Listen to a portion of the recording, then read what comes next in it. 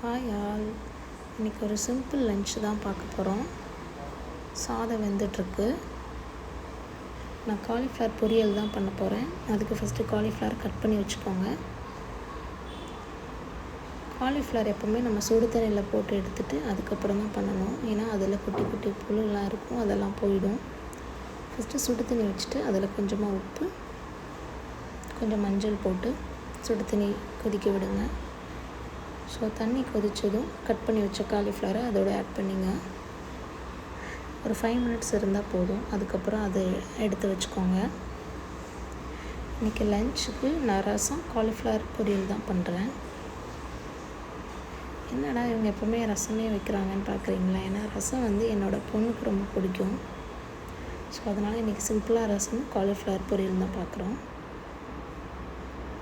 First பொரியல் எப்படி பண்ணலான்னு பார்க்கலாம். ஒரு கடாய் காய வச்சுட்டு கொஞ்சமாக கடலெண்ணெய், கடுகு, சோம்பு போட்டு பொரியட்டும். பொரிஞ்சது அது கூட கட் பண்ணி வச்ச வெங்காயம் போட்டு நல்லா வதக்கி விடுங்க. ஸோ வெங்காயம் வதங்குறதுக்கு கொஞ்சமாக உப்பு ஆட் பண்ணிக்கோங்க. ஏன்னா ஏற்கனவே காலிஃப்ளவரில் உப்பு போட்டிருக்கோம், அதனால் உப்பு பார்த்துட்டு ஆட் பண்ணிக்கோங்க. அது கூட கருவேப்பிலை ஆட் பண்ணி அதையும் நல்லா வதக்கி விடுங்க.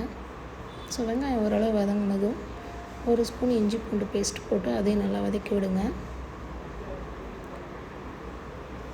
இஞ்சி பூண்டு பேஸ்ட்டு பச்சை வாசனை போகிற வரைக்கும் நல்லா வதக்கி விடுங்க.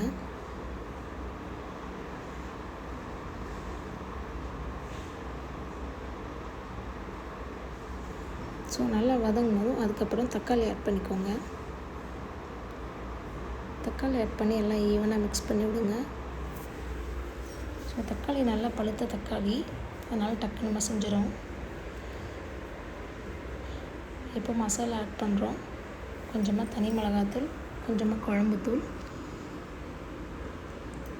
ஒரு 1/4 டீஸ்பூன் ஜீரகத்தூள் ஆட் பண்ணி மிக்ஸ் பண்ணிக்கிறேன். இதில் மல்லித்தூளும் ஆட் பண்ணலாம், என்கிட்ட இல்லை, ஸோ நான் அதனால் ஆட் பண்ணல. கொஞ்சமாக தண்ணி விட்டு நல்லா மிக்ஸ் பண்ணி விடுங்க.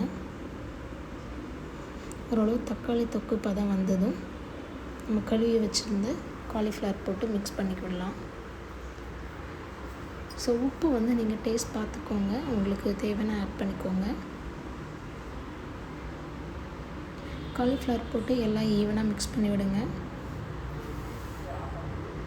ஸோ காலிஃப்ளவர் நல்லாவே சுடு தண்ணியில் வெந்துருச்சு, அதனால் ரொம்ப நேரம் இருக்கணும்னு அவசியம் இல்லை. லைட்டாக பச்சை வாசனை போகிற வரைக்கும் நல்லா கிண்டி விடுங்க. ஸோ அந்த மசாலா எல்லாமே அதோட கோட் ஆகிற அளவுக்கு நல்லா மிக்ஸ் பண்ணி விடுங்க. ஸோ ஒரு 2 to 3 மினிட்ஸில் நல்லா மிக்ஸ் ஆகிடும். ஃபைனலாக கொஞ்சமாக கொத்தமல்லி கீரை போட்டு நல்லா மிக்ஸ் பண்ணி விடுங்க.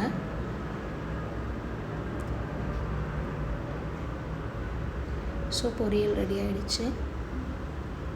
ஸ்டவ் ஆஃப் பண்ணிவிட்டு இறக்கி வச்சுடுங்க. அதுக்கப்புறம் ரசம் எப்படி பண்ணுறதுன்னு பார்க்கலாம். ஃபஸ்ட்டுக்கு ரசத்துக்கு நல்லா தக்காளி பிசைஞ்சுக்கோங்க. நல்லா பிசைஞ்சிட்டு அது கூட உப்பு கொஞ்சம் ஆட் பண்ணிக்கோங்க. ரசத்துக்கு ஒரு குட்டி லெமன் சைஸ் புளியை கரைச்சிக்கோங்க, அதோட ஆட் பண்ணிக்கோங்க. அப்புறம் மஞ்சத்தூள், தேவையான அளவு தண்ணி ஊற்றிக்கோங்க. புளிப்பு எவ்வளோ தேவையோ அதுக்கேற்ற மாதிரி தண்ணி.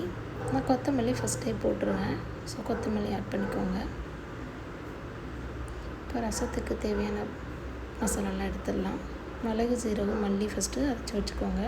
அதுக்கப்புறம் பூண்டு, பச்சை மிளகா, கருவேப்பிலை போட்டு அதுவும் எடுத்து அரைச்சி வச்சுக்கோங்க.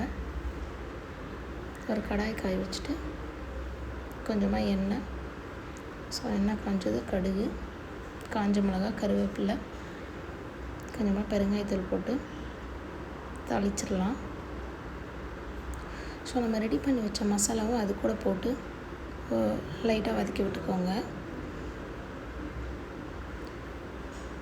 ஸோ 2 நிமிஷம் வதங்கினா போதும். அதுக்கப்புறம் நம்ம கரைச்சி வச்ச அந்த புளியை இதோடு ஆட் பண்ணிக்கோங்க.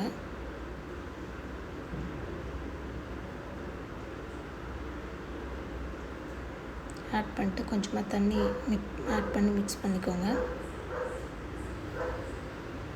ரசம் கொதிச்சிடக்கூடாது, லைட்டாக நுரக்கட்டி வந்ததுமே ஆஃப் பண்ணிடணும். இந்த மாதிரி ட்ரை பண்ணி பாருங்கள், நல்லாயிருக்கும். ஸோ இன்றைக்கி ரொம்ப சிம்பிளான லன்ச் தான். ஸோ நுர கட்டினதும் ஆஃப் பண்ணிவிடுங்க. ஆஃப் பண்ணிட்டு ஸ்டவ்லேயே வச்சுருங்க ஒரு 2 நிமிஷத்துக்கு. ஸோ தேங்க்யூ ஃபார் வாட்சிங் மை வீடியோ. Please subscribe.